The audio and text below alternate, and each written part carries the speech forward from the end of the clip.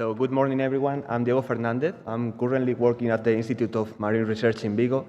And today I'm going to present a work that I carried out with my colleague Paula Gutierrez from the Spanish Institute of Oceanography. This is a population viability analysis that we perform for both harbor porpoise and common dolphin in the Iberian coast. And we added in this analysis the effect of PCVs and bycatch. So first of all, what's a PCV? We already heard of that in the previous talk, but PCVs are a type of persistent organic pollutants. They are lipophilic compounds, so they tend to accumulate in the blubber of the individuals, and they enter the body almost exclusively through the diet of the animals and pose a great risk to odontocytes just because of the biomagnification and bioaccumulation properties that they have. It's a kind of pollutants that have been widely studied over the years, and some of the effects that they have on the cetaceans are depression of the immune system, increased risk of infection with parasites or diseases, and the most important one that we are going to focus in this work, the reproductive failure. So in the literature, several thresholds have been proposed, but we're going to stick to these two ones that we can see here. The first one, when an individual has a concentration above that threshold, is when it starts to have negative effects on their reproduction. And when animals reach that second threshold, it has been shown that they were infertile already, so it's a reproductive impairment. Taking that into account, we can see that these pollutants can affect the viability of these two species of cetaceans population viability. So now I was going to talk a bit about bycatch, but we already have several talks in the last days, and I just will point the fact that in the case of the common dolphin in the Bay of Biscay area, the estimates produced for bycatch over the last years are way bigger than the sustainable threshold proposed by OSPAR. So obviously this is going to affect the viability of this population in the area.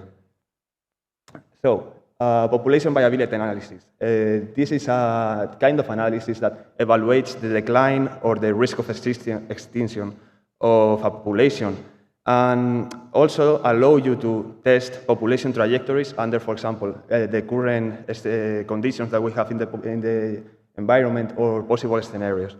We perform this population viability analysis based on an individual-based model. What does it mean? So we just simulate each individual, female, males, and newborns that also can be males or females. And each dolphin or porpoise has an individual ID, so we can keep track over the whole simulation of the individuals. We also can simulate the PCV transfer between the mother and the calf and the bioaccumulation of this kind of pollutants in each individual. And as the last thing for this model, we also added different bycatch rates to test the effects on the population that we're going to simulate.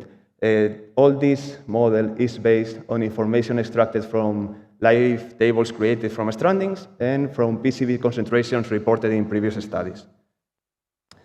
Now I'm going to talk about key parameters for this model to work. So the first one is the initial population, the population that we have at time zero. And for the harbor porpoise, for example, we start with a population of 3,000 individuals. That is the estimate proposed by SCANS 3 for the Iberian population of harbor porpoise. And in the case of the common dolphin, we started with 10,000 individuals. The mortality rate for the harbor porpoise is set to an 11%, and for the common dolphin is at 6.8%. The age at sexual maturity for female harbor porpoise is 5 years old, while for the common dolphin females is 8 years old. The pregnancy rate is set to 50% for both populations. The PCV concentrations is set per age class, and we took that information from previous studies. And we set an arbitrary value of 1.5 micrograms of PCVs per gram for the PCV annual increment. The second parameter that I want to explain is the PCV level of each individual.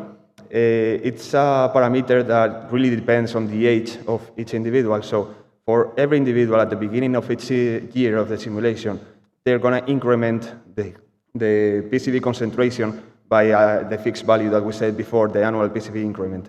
And then if the individual is a newborn, so it's 0 years old, The concentration is going to be a proportion of the model PCB concentration. So here we have the gestation transfer rate that is going to really make the thing work.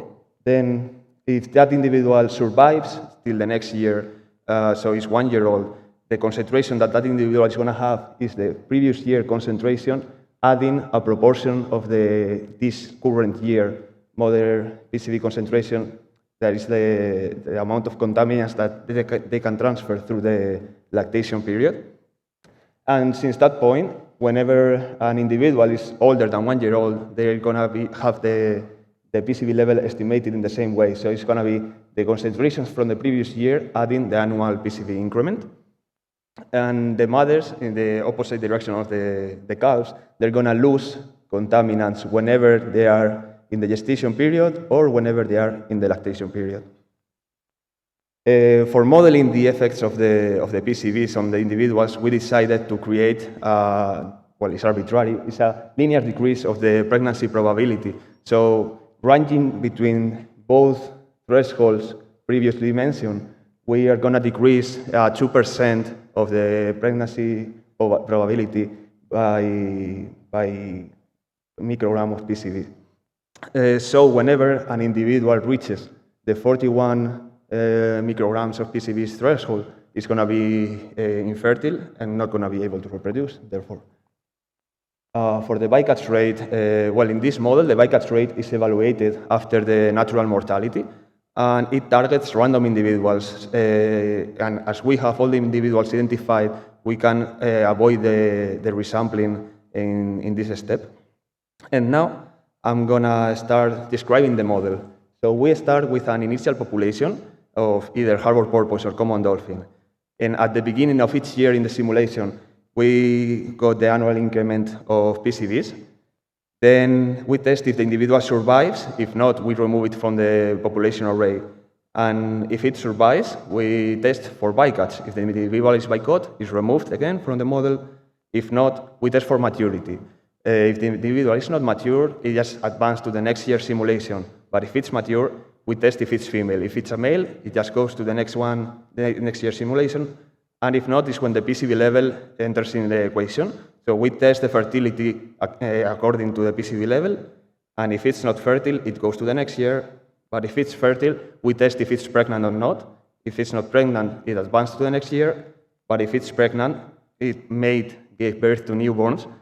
And these newborns are added to the population for the simulations. We wanted to test 3 different scenarios. They only differ in the bycatch rate that we apply to each one. So we have a no bycatch scenario, a low bycatch scenario, and a high bycatch rate scenario.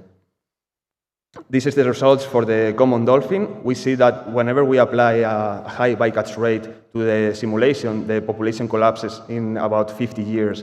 But in the other way, if we have low bycatch rates, the population just shows a slight decline.